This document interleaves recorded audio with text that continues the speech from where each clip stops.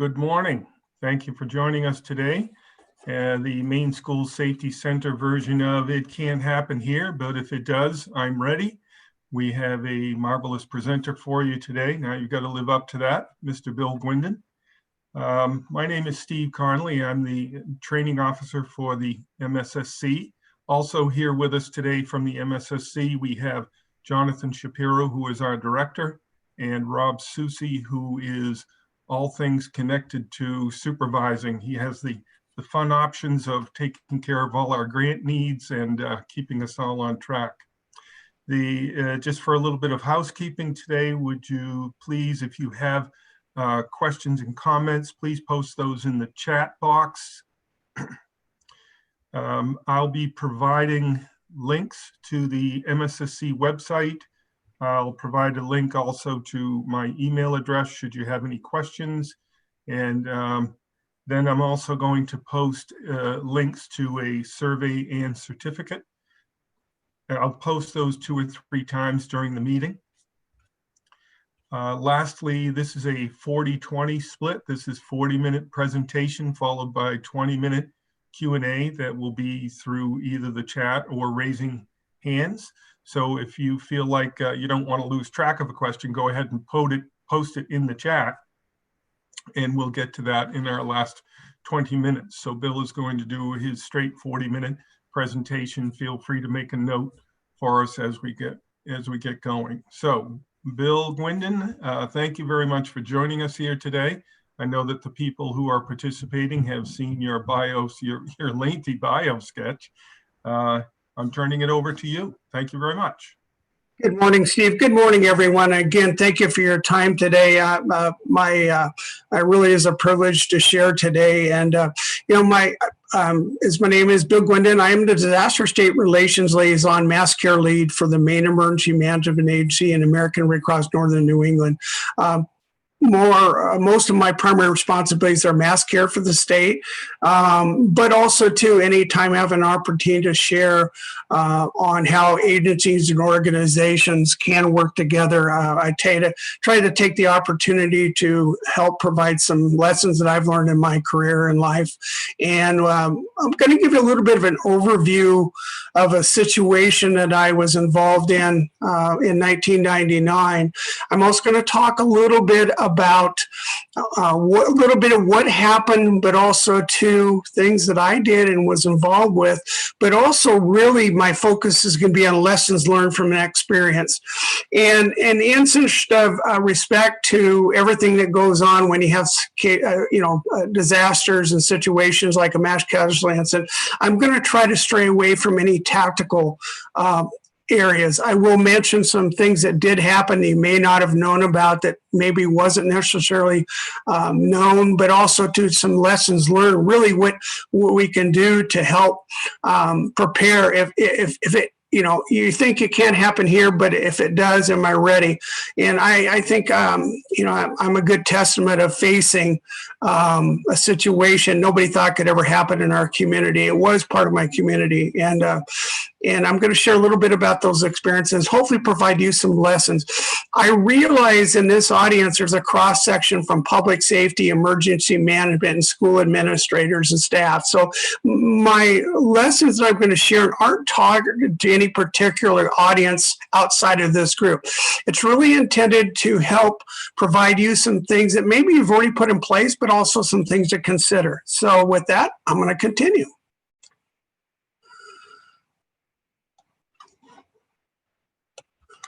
Now the fun part of getting the screen to work.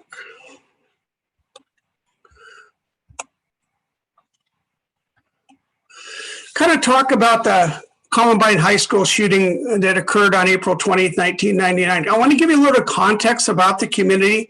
The Columbine High School was a large school, which many in the Denver metropolitan area are pretty large. Had over 1,900 students registered 9th through 12th grade.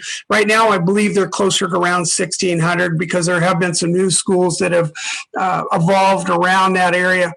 The one thing that's kind of unique to where this occurred, and I'll show you a little bit of a map, but it is in the southwestern part of the the Denver metropolitan area. And it's kind of unique because this area where the Columbine High School is an area that borders 3 different counties, Arapahoe, Denver, and Jefferson counties. And just for context of population, you're looking just under, or just real close to 750,000 people. And what's kind of interesting in the Denver metropolitan area, you have the Metro Denver, but you have little communities, what we would call in Denver, little communities bordering the Denver area, but they interface quite a bit. There are areas that are called unincorporated, don't have a city or town, but they are part of maybe a school district, a fire district, or just an area that has a community name, but they may not be a formalized or incorporated entity. To give it a context of the Columbine High School community in 1990, the population was about 40,000.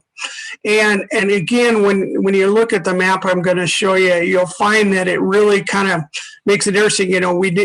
Our communities connect quite a bit, and in this case, it really did. Now, as I show you this map here, what I'm showing you is an overview of the Columbine High School. You'll see what we call Bowles Avenue. There's a school, elementary school, not too far from Columbine High School. And then there's Clement Park. And I really want you to think the context. Keep in mind, this is a very densely populated area. Just north of Bowles, you have the city of Denver. Just northwest of that area, you have the city of Littleton, and then you have unincorporated Jefferson, and then unincorporated Arapahoe County. So it's really kind of unique because we have a lot of connections because there's an interface. And something to keep in mind, this community, this whole area that is surrounded there is home to a lot of what we would call public safety officials, fire, law enforcement, EMS, those involved in state government. This is where many of them live. So it was a somewhat of a middle-class community that bordered a large metropolitan city, and there was a lot of interface. Many people that work in Denver live in this area. And this is the actual map of the day of the shooting. And again, for context, you can kind of see this is a big school. And I'll talk about some of the things that impacted the whole situation because of it. Where things occurred. We're not going to go into specific details of what actually happened, but we're going to go into a little bit of some of the big picture items that are worth considering. And again, it goes back to that, if something were to happen to community, am I ready? And I'll show you, some things that will help you think about in the future. Now, there's the school. Few changes since this was taken, but this is the day of the shooting. But you kind of get an idea of the outlay of the school. It was a big school, 2-level school. One thing that I'll mention a little later is what unknown to a lot of people is that the school had been home to many of the first responders. Their children went to the school, or they themselves went to school. So there was a tight connection with the school. The one thing that was unknown to many of the responders is that the school had been modified, and there had been some remodeling done. So the floor plan that they were accustomed to wasn't the same when this happened. I'm going to go back 2 days. This is, and you may have seen up there, I mentioned Clement Park. This is Clement Park. It's a beautiful park located bordering a residential area and also bordering a very busy high traffic area called Wadsworth Avenue in Bowles. And what is unique to this, it's right border the commercial district at unincorporated Jefferson County. There's a huge mall and quite a few businesses in the area, but this is really kind of a tranquil place. And actually, give it a context, on April 18th, my wife and oldest son were walking around this park. It was very peaceful. This park is huge. It has a beautiful lake where you can walk completely around it, but it's pretty accessible. And again, it was who would ever thought 2 days later things would change. So I just want to give context. It could happen anywhere. No one would ever thought that it could happen in our community at the time. You know, many of you are familiar with many of the images we saw the Columbine, whether you read articles or were following media, and we'll talk a little bit of media. But, you know, there's a lot of images, and I'm not going to say a lot about the image. I think it's really important for reflection. But again, you know, as I mentioned earlier, April 18th, things were calm, quiet. Things changed in a couple of days. There's scenes, and just for example, this is the kids coming out of the school. Fire, law enforcement, EMS trying to assess the situation. Evacuation of a student who'd been injured because the first responders weren't able to get easy, safe access to come in. This is what it looked like, kids running for their safety and for their lives. This was an untoo common scene during this whole time. This is a makeshift memorial that was set up, and this became a focal point for the community because it was a place for individuals to go and reflect and actually provide some way to have comfort, to comfort each other, to give back to their community. This is an image of one of the largest memorial service in the state of Colorado. 70,000 individuals came together to support each other, to start the grieving process to deal with this tragedy.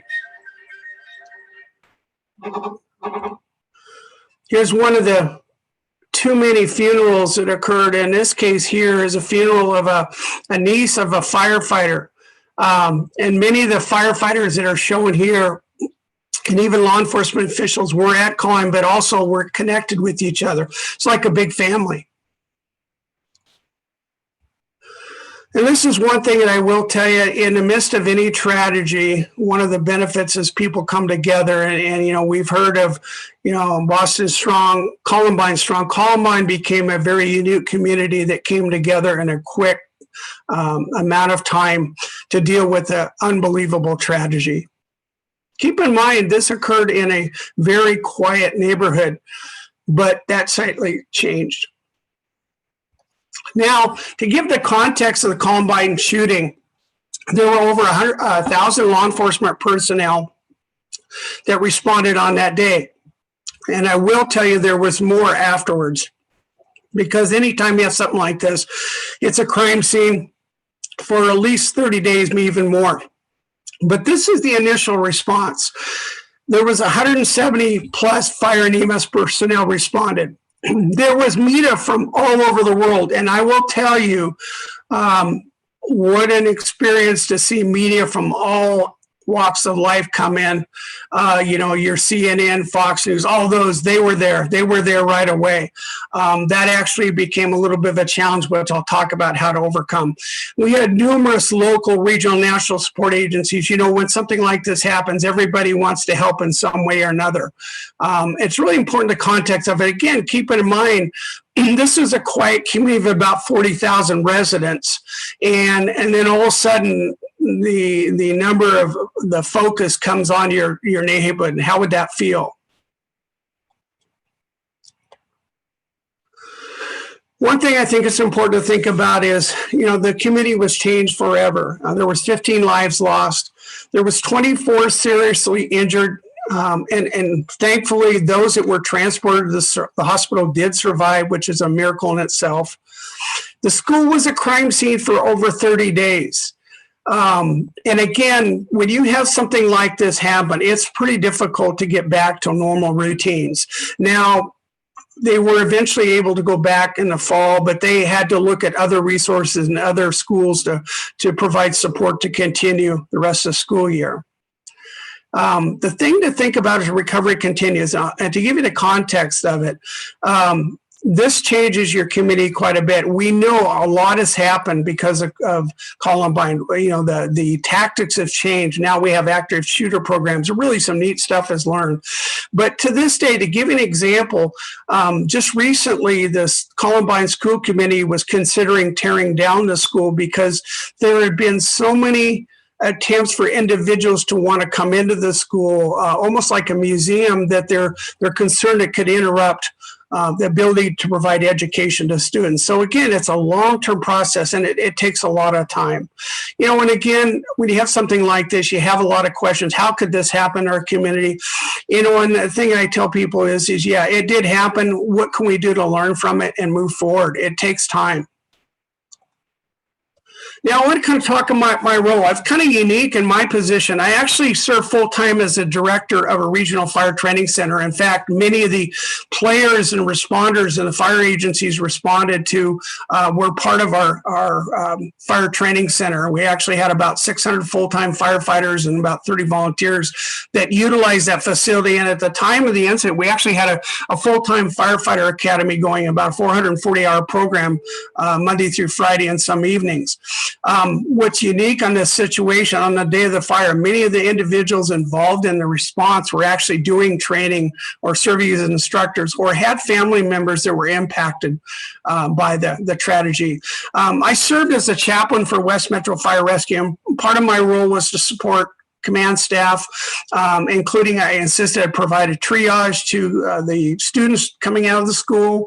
I served as an ambulance staging officer, participated and led diffusings with fire department personnel, provided support to funerals and to families. And we really felt it was really important to take the big picture approach. One of the things that was unique to our situation is that one of the victims was the teacher, Dave Sanders.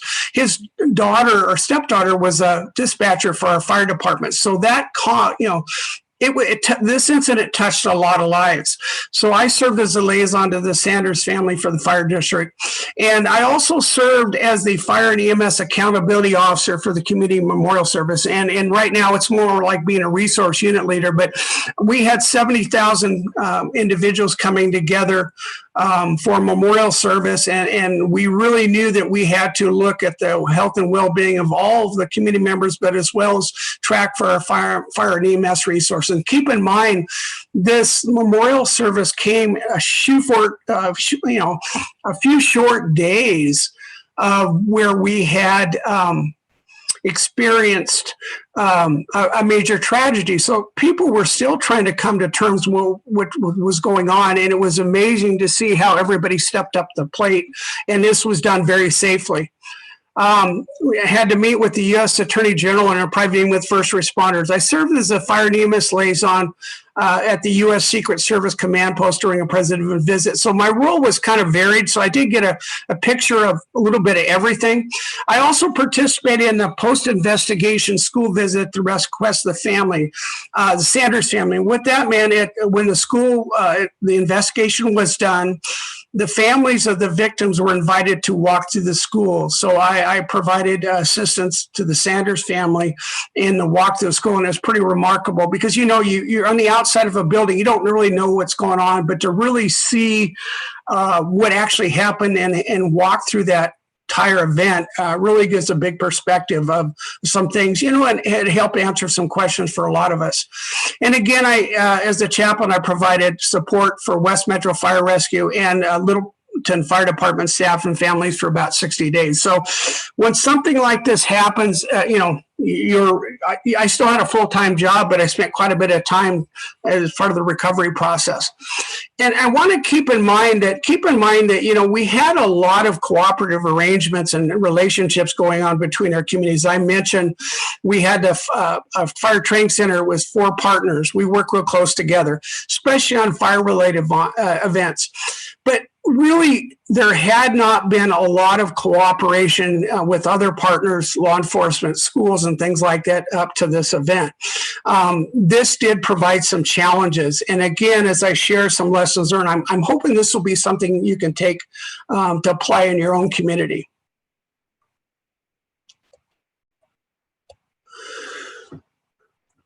I heard a quote, the best lessons I've learned in life have come from the worst experiences. And I will tell you, in my career, this is one of the worst experiences I ever faced. I've been to a lot of tragedies, and not too far from where the school shooting occurred, there was a law enforcement officer lost his life, and we dealt with suicides and other things, fires and things like that. We had actually, in the metropolitan Denver, he had worked on some planning to provide response during the the World Leaders Summit of the 8 in the 90s. We also had established response plans in the event of any terrorism during the Oklahoma City bombing trial that was in Denver. So, we thought about some big world events, but we never thought or never really considered what could happen if something were to happen right directly impacting our community. One thing I will share, probably the best thing that I can pass on to individuals is anything can happen anywhere at any time. It doesn't matter. I drove by that school, as I mentioned, 2 days before the tragic incident. My family walked around that park. We'd driven by the school numerous times, never thought about it, and again, as I always try to share with people, one thing I learned, it could happen anywhere. There's no such thing as it can't happen here. The big thing that impacted, and again, I don't want to get into tactics, but we know we've changed quite a bit. One of the things that really made a unique challenge to this incident is the floor plan for the school. Many of the first responders who had gone to that school or had been in that school weren't aware that the buildings had been modified. And it's really important that, and this go to all partners, anytime you modify a school, you remodel a school or construct a new school, make sure your partners are aware of that. Make sure they have accurate floor plans. They're able to understand, hey, this is what's changed here. This is what's changed here. And I will tell you right now, one thing to consider, especially for all the partners out there, whether it be school, law enforcement, fire, right with COVID, we've made some changes. We've engineered some things for, CDC best practices. It's really important to be aware of those changes. It could significantly impact your ability to respond. Probably the biggest thing is the importance of community partnerships, and that goes across the board, not only with your law enforcement, fire, EMS, emergency management, but really important for the business community, your nonprofit organizations, to have those relationships established before. With COVID, with the Columbine shooting, we didn't have those. We had a lot of partners, but nobody was playing on the same page. And I will talk a little bit more how that complicated things. When we have a disaster, a lot of people want to help. And again, it's really important to think, even whether you're a school abater or a public safety or EMA, think about the agencies that are there to help if something were to happen. And again, I want to emphasize the importance of a healthy community and who our community partners are. They include your school faculty, your staff, your parents and families, the different public safety agency, emergency management agency, communities of faith. And the reason I share this, when this incident occurred, it took a lot of people to come together, but they hadn't worked together before. So you can be more effective in responding to such a situation as when everybody knows who the players are. They get to know the names and faces. And again, well-intended individuals came out of the woodwork to help. But at the same time, it did create some challenges, because if you don't know who your partners are, you really can't play well. It would be like going to training camp in the NFL and, decide that a player decides, I'm going to skip training camp. I'll just start when the regular season's. Well, if that happens, typically that's not a good thing, because that player is probably not going to be effective. They may know some of the plays, but they don't know the players. So it's really important to think. And there are so many resources out there and agencies, from your public mental health and social agencies to your local media, your 211 resources and such. It's really important to understand who they are. And the one thing I will emphasize, this incident really emphasize the importance of communication. So before things happen, when things happen, after things happen, collaboration. You cannot recover when something like this happens without collaboration. And then also the response is part of that as well. Coordination, use of resources efficiently and not duplicate. And again, when you're looking at something like this and you're thinking about your planning, or, what are your trigger points to utilize resources? And the key is cooperation. Keep it in mind, when you have something like this, most people think it could never happen, but if it does, are you ready? Do you have the players in place to help you get through that successfully? Because the thing is, you want to recover. There's going to be a new normal, and you want to take the opportunity before something happens to make sure that community is working together. And with that, a big lesson learned. We had done a lot of pre-fire planning. We had done a lot of fire training. We really hadn't, as a community as a whole, really looked at the idea of the all hazard, all risk pre-incident planning. And again, we're looking at what emergency preparations and management is. We're looking at preparedness, response, recovery, and mitigation. If you don't have all the players involved in the planning efforts, you're more or less likely to be successful or have more issues. Again, having those partnerships and understanding that it's not just for a fire, it's not just for a lockdown of a school. It's not just for a COVID emergency. It's not just for a situation where maybe you have a domestic violence situation that's got into the school. It's really important to make sure all the players are involved in the entire process. This unfortunately wasn't the case prior to Columbine. One of the biggest things that I think is real critical of this, and historically, anytime people self-deploy, it causes mass confusion. One of the challenges with Columbine was a lot of individuals and agencies self-dispatched or self-deployed without being requested to do so. Give an example. In the entire Columbine shooting initial response within the first 12 hours, that would be, there was only one fire department that was actually officially requested for mutual aid. The rest of the responders came on their own, and the same with law enforcement. Now, we had a little problem there, which I'll talk about later, media relations. Media put out and actually officially did put out a call, all available help come to Columbine. And what was unique in this incident, not only did that happen, but they came from all areas of the state.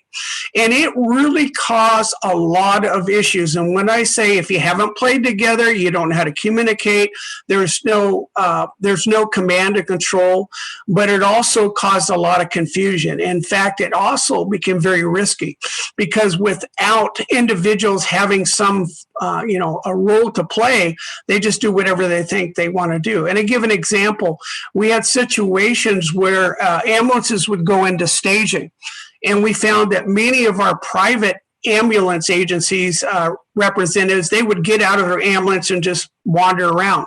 Where the fire-based EMS stayed, they're used to continuity, they usually stay together, and they did. What forced us to actually move ambulances around each other to get them in to be utilized because the people that are operating were gone. We also had situations where law enforcement and legal officials from other agencies actually got into the perimeter and actually started an investigation with some of the students that were actually being triaged, and it caused a lot of problems. So, and it's interesting. In some of these situations, you think, well, everybody needs to help. But the thing is, it's really important that you have to make sure you're requested to come in. Because if people are coming in and they haven't been asked to come in, you end up having a lot of confusion, whether it be fire, EMS, or any agency. If they don't have a task to do or aren't known that it is not known they're there, they can't be utilized effectively. And it's really an important thing to consider. One thing that I emphasize, and again, we've come a long ways since Columbine, but the utilization of the incident management is critical. The idea of the National Incident Management System for all hazards, all events, particularly in a school shielding, is critical. the idea that you have a unified command, and particularly when you're looking at multi-agencies responding, it is critical. And there you kind of show a flow there of a flow chart for, the positions for incident command. But really, it doesn't matter if you're a school, you're a public safety agency, or any organization, having this training is critical.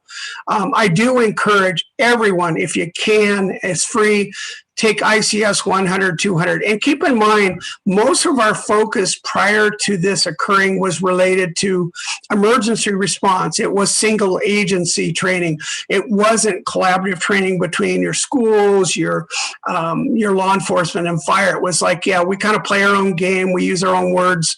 And that really caused some challenges. When you're having 1,000 law enforcement officers come in, many of them who haven't been requested to come in, you have over 170 fire and EMS personnel, many who weren't requested to come in. They come in there. You need a system to manage those resources. And the more the players know this, whether you're in the private sector, you're a nonprofit, having that knowledge can come a long ways. The other thing is to have agency and organization liaisons to serve at the community. And this is really critical, especially with schools. I think it's really important to have a representative of the school facility or school district or school department to have a liaison at the command post. Having an agency contact, it doesn't mean you're in a command position, but it gives you an opportunity to provide information to help those that are making those decisions on strategies and operations, the facts. They need that facts. Good example was in this situation, if having the ability to know, hey, be aware that a school official says, you know what, we're not going to be able to help you here. Beyond the that up front, but also too, hey, by the way, we've had a remodel in the last 2 years, so the floor plan that you may have been accustomed to isn't the same. And it really comes down to communications.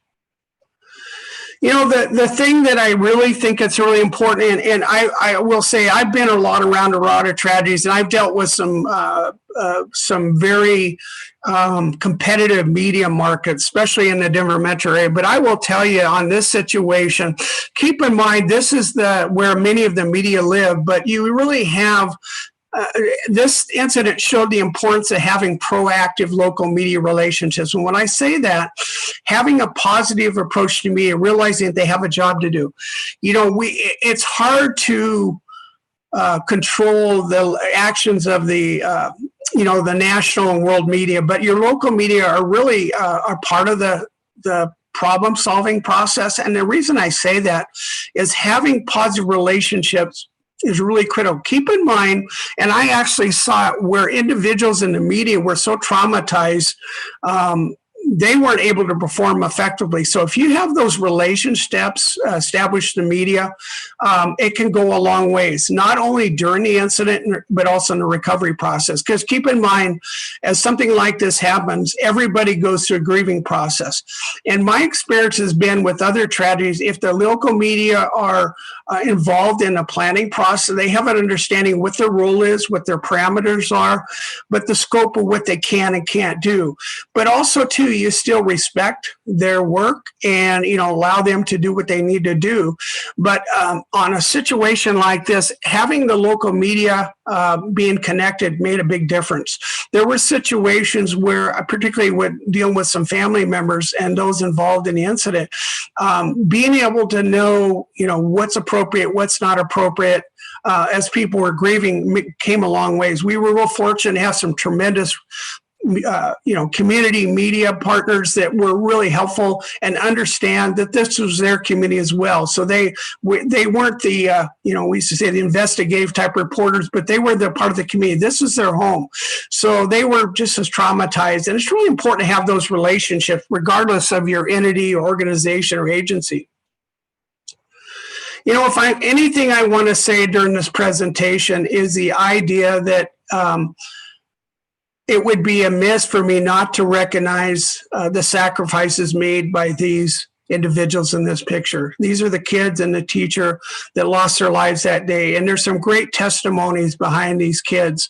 What's amazing is, in one way or another, many of these were, interconnected. One of the kids was a niece of a firefighter. Another was a teacher, connected that could be well respected. And even some of those that were seriously injured. There was one case at one time, I remember when it happened, that you may have seen the photo of the student coming out of the library window. That was Patrick Ireland. His uncle was on the scene and actually standing as the ambulance went by as he was carried to the hospital in a really critical situation. And the thing is that with this situation, one of the things that I found unique that I've seen in other places, but really hit home here, we had situations with our first responders where many of them had children at the school. They were responding not knowing whether their child survived. At one time during the day, we actually had reports of 50 possible fatalities. Fortunately, that wasn't the case, but that's how concerned everybody was. And that was to almost 3:30 in the morning. We also know that this has changed the lives of many individuals, even the school itself. One of the last remaining survivors was a school principal who retired a few years ago, but his life was changed forever. So anything I share is really in honor of the sacrifices made by these individual heroes in the photos. And again, as I shared earlier, this could happen anywhere. And again, the more you plan now, the more effective you'll be in responding to such a thing. Now I'm going to open it up to questions.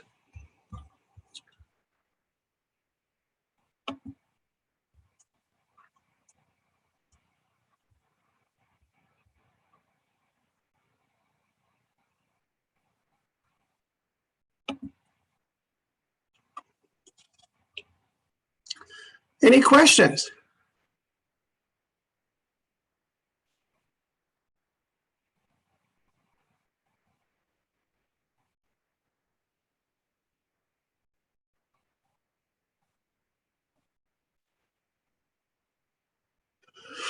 Well, I'm not hearing any, and I don't see anything in the chat, but I would happy to entertain any questions you have after this. I'm going to show my email up here for the next couple of minutes. But again, there's so much that happened that day and it's continued to happen this day. But again, I think it's important that there are things that you can do now that'll help you. I know in my career, I've actually used this experience to help prepare schools and communities for a variety of incidents. And again, bad things can happen, but good things can happen out of those bad things.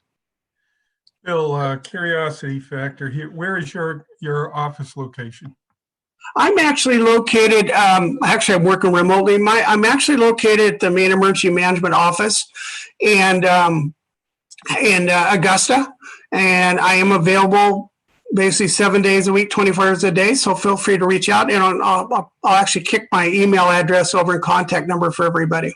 Okay, you're going to put that in, and in just a second, I'm going to post the survey and the certificate that goes with this as well.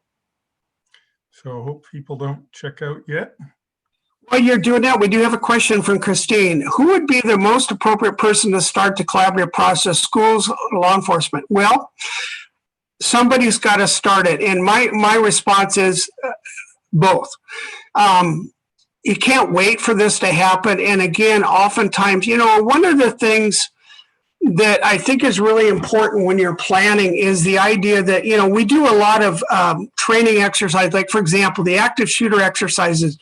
And unfortunately, in a lot of these situations, we have individuals that don't get involved in that. It may be just law enforcement only. It may be law enforcement and fire, but not all the partners. So I want to encourage you to consider who would be the most, those that should be involved, whether it's a school that initiates it or law enforcement. It's in your best benefit to reach out and just start discussions, get to know, go out for a cup of coffee.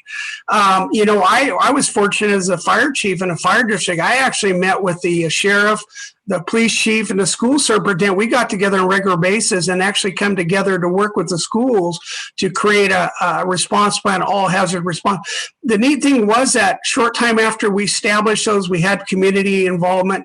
We actually had a situation at one of the schools, and we were all there. We knew what our language was. We knew what the players were, and it actually provided quite a bit of comfort knowing that we had proactively prepared for that.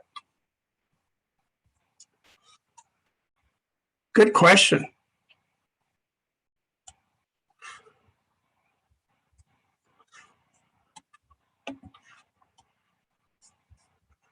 Any others?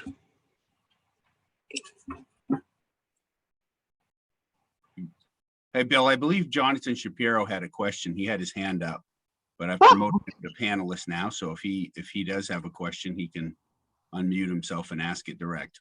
Okay, Jonathan, go ahead.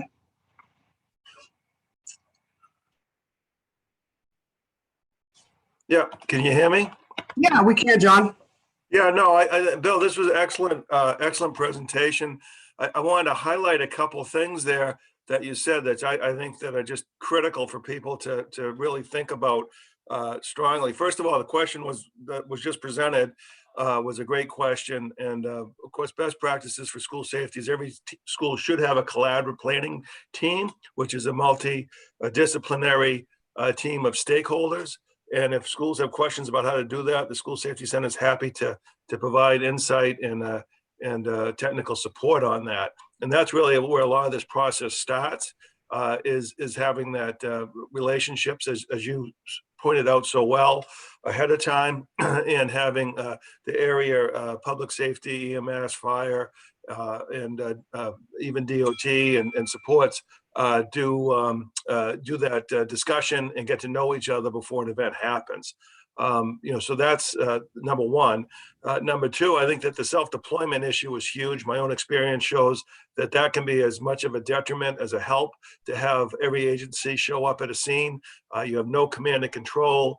You're working over each other. And it really, again, personal experience, that can actually turn very dangerous very quickly, particularly if you don't know where people are in a building, around a building, and greatly inhibit the ability to respond to that scene appropriately. So that really cannot be understated at all. And again, just to reiterate, the ability, and I like what you said too about, that anything can happen anywhere. And I think that's an essential concept for everybody to think about. And I would urge people not to think about just an event like this, which everybody goes to the active shooter, but you can have equally as serious events absent a firearm and absent, something as tragic as this. Simply, a train rolling over within a mile of a building with God knows what on it. Now you not only have one person you got to worry about, quite frankly, you could have the entire community plus the school all affected by something very quickly. And that would be a challenge equal to, if not greater, than what we're looking at. And these hazards are right in our backyards. And I think that everybody wants to concentrate on, what you see more often, the big media splash and whatnot, when the real dangers, quite frankly, are right in front of us a lot of the time. And because we haven't worked with our partners and we haven't done a good risk analysis, threat analysis of what's going on in the area, sort of don't think about it. And case in point, for everybody that's out there, infectious disease. That's right in front of us. We suffered from that almost every year. We've had schools with seasonal flu that had to shut down. And yet when we had a pandemic, which isn't uncommon, quite frankly, because you have these things about every 30 years of different magnitudes come along, I think you'd see the deficit in our communities having infectious disease plans and having thought through that process. And again, the other issue, which we're in right now with the pandemic, but also, as you mentioned, the recovery aspect of things is absolutely huge. Every scenario that I've partaken in with schools about a major event, particularly a active shooter event like this, tragedy, very seldom is the thought process of what's going to happen to that building and that institution after the fact. And I think what you said, everybody ought to be thinking about very, very carefully, that even, what are we talking about? How many years after Columbine, and they're still talking about whether or not they're going to keep the building or not. That's a reality, that if something happens of this tragic nature in the building, that building may no longer be functionable. That building may be torn down to be rebuilt because of the traumatic effect that it's had on the community. And that thought process of continuity of operations, how are you going to maintain that school year when you have a recovery like that? And one last thing that, again, I think you highlighted quite well, which is the duration of the crime scene.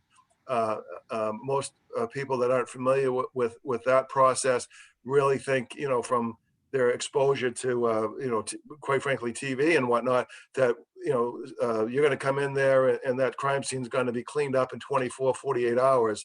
And as you just so aptly said, that was a 30-day process for that to happen. So that's another major planning issue, which again, singularly, I don't think a lot of institutions would think about, which again highlights so much why you need to have that collaborative planning team and stakeholders from each profession that would be involved in this to be able to give you that insight so you can develop a good plan. So anyway, that's a lot. I said a lot, but I think all your points were very well taken. I hope those attending today take all of them to heart. And I just want one last thing from us, obviously, is that on every point that I just said and that Bill so eloquently talked about, the School Safety Center is here to help you with that. So thank you. Thank you, Bill. Thank you for your points. I think the one thing that really, if I could really emphasize more eloquently, is the idea we can't do it alone. And as you see, there are a number of players, has been mentioned, that can help to the process. But if you don't have those relationships established, when something happens, not the time, and the idea that, it changes the community, you have a new normal. So anything you can do to prepare, again, the more you prepare now, the better you're going to be able to overcome and recover. Yeah, and I don't want to leave out, obviously, we're one resource to help. Your local and county EMAs are there to help. They're well-grounded, obviously. This is what they do. I hope schools take advantage of that. So there are all kinds of venues there for the uninitiated, let's say it that way, that have questions, that need help, that they can get help. And again, we're certainly more than willing, the School Safety Center, work local, county, and statewide with all our partners to assist any institution, any school that wants support in developing their teams or their EOPs. One of the things that I noticed being a retired superintendent was that it came as a surprise to me that not all agency leaders get along really well like family. So I had a situation where a police chief and a fire chief didn't want to be in the same room with each other. So to try to get from the same town, so to try to, I had to broker a peace accord between the two of them to try to get some stuff taken care of. Yeah, you play the role that you need to play. I have posted the survey. It's a quick survey. It's 5 questions. It'll take you 3 total minutes. And then second thing that I posted was the certificate for today. Bill mentioned the ICS 100 and 200 courses. If you go online and just Google the names, it'll come up and it might say ICS 100C or 200D, but that's the correct course. You just open those up. They're free. There is to the right side of that, those panels that you're looking at on the website, you'll be able to see where even the final exam that you take, there are questions embedded as you go along, but there's a final exam that you take for each of those, and they'll provide you with a certificate of completion that you can download. When you do that, please save those certificates, because the Maine School Safety Center is involved in some programming that will be rolling out, hopefully in the near future. I won't say too much about it, but that's part of the requirements that we'll be looking for, is that people have the basics of the incident command system and the NIMS approach to all hazards. So please consider taking those courses if you haven't already. Bill, thanks for your time today, and participants, we really appreciate that. Please don't forget to download your certificate and download the survey. If you have any questions, if something isn't working properly for you, again, steve.connolly@maine.gov. Says we have a new message. Let's see. Thank you, Bill, from Jonathan. All right, Bill, so we're signing off. Thank you. You have a great day. You as well.